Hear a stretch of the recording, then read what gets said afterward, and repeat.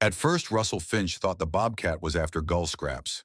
That was the most ordinary explanation available at 4:58 in the morning, and any man who ran a harbor for 22 years learned to prefer ordinary explanations, right up until they failed him. Brant Cove Marina woke early, but not this early. Before the charter captains arrived with coolers and impatience, before the fuel dock opened, before the bait shack lights blinked on, and the first coffee was poured into paper cups already smelling of diesel and fish scales, the place belonged to ropes, tide, and metal. The floating docks rose and fell in small, slow motions against their pilings. Cleats ticked under strain. A gull cried once in the dark and then thought better of it. Beyond the breakwater, the open water was still black enough to erase distance, and the far navigation lights blinked in red and green like patient warnings no one could argue with. The fuel dock sat on the inside arm of the marina, separate from the guest slips by a gate and a stretch of weathered planking that always smelled faintly of gasoline, no matter how often it was scrubbed. At the end of the dock stood the fuel cage, a locked chain-link enclosure around the hose reels, nozzles, shut-off valves, absorbent booms, and the small steel cabinet of emergency gear that every inspector insisted looked perfect, and every working harbor knew was one bad morning away from being tested. That was where the bobcat was, sitting on top of the fuel cage. Not in the reeds beyond the parking lot, not slipping under the dock ramps, not vanishing the second headlights swept the pier. It was perched on the flat steel top of the cage like a carved thing, pale tawny coat silvered by the security light, ears sharply tufted, body turned toward the planks beneath it. Russell killed the utility cart halfway down the access lane and stared. "Well," he muttered softly, "that's not what I need." At 61, Russell had spent most of his life around boats, marinas, and people who underestimated both.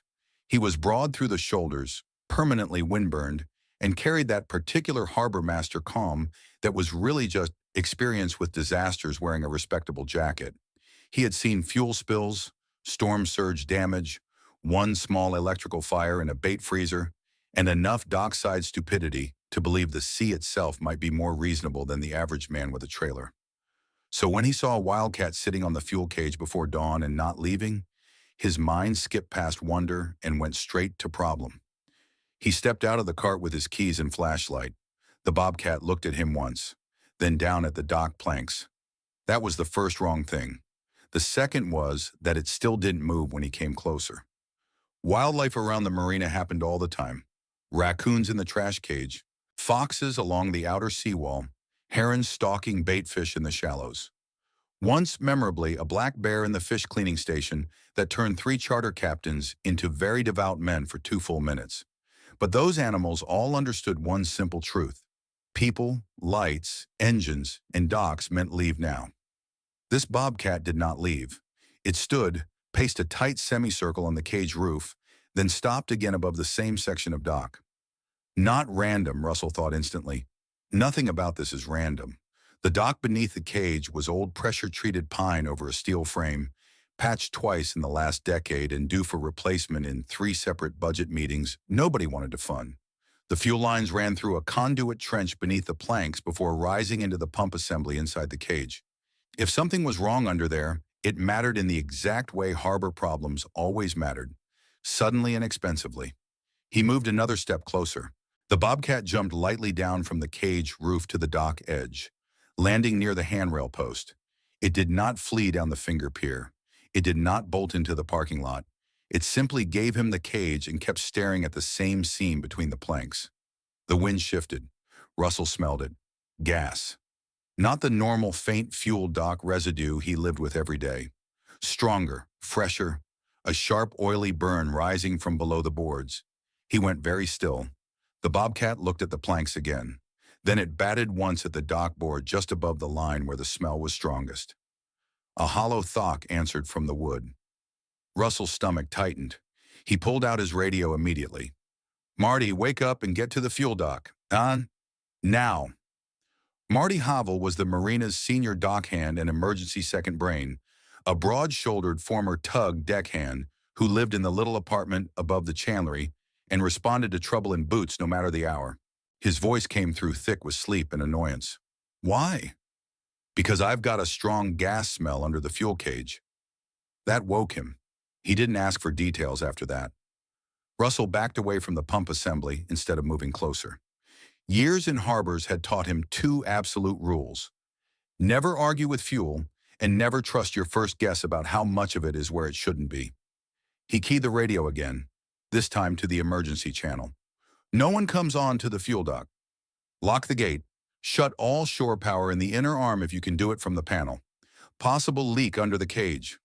The marina's night watchman, who usually existed only to log weather and pretend not to nap, finally earned a shift's pay by replying instantly and correctly. The bobcat had moved to the side rail now, still watching the planks. Russell crouched low enough to shine his flashlight between the gaps. The beam caught black water moving under the dock frame, steel cross members, the underside of the fuel conduit, and then, just for a second, something pale wedged in the shadow between the flotation barrel and the line support. He frowned and shifted angle.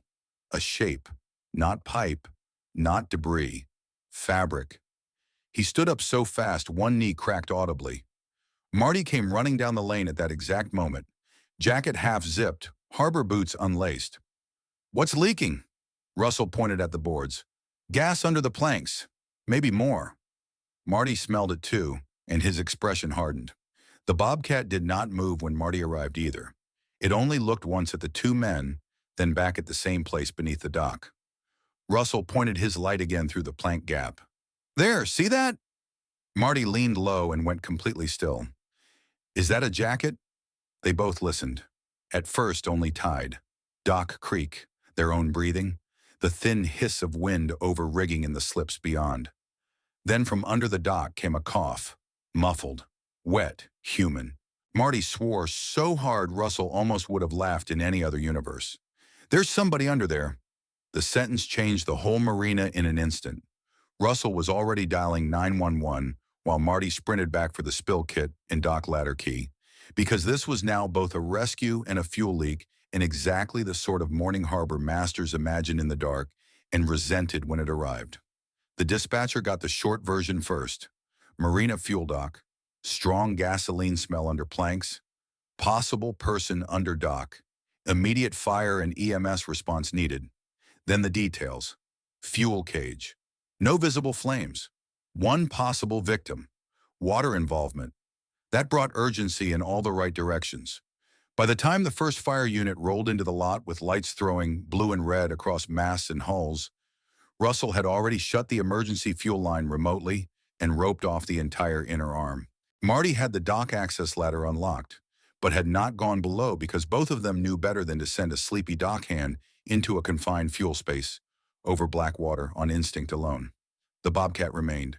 That detail had become almost more frightening than the gas smell because it meant the animal's focus had not broken once, not even with radios, shouts, running boots, and the arrival of engines into the harbor lot. It sat now on the finger pier handrail facing the underside of the fuel dock, every inch of it tense and attentive. Fire Captain Elise Moreno arrived with the look of a woman who hated marinas on principle and respected them only because explosions had taught her to. She took one breath of the dock air and started giving orders before Russell fully finished his explanation. No open ignition, no vehicles past the gate. Meters first. Rescue second if the atmosphere allowed.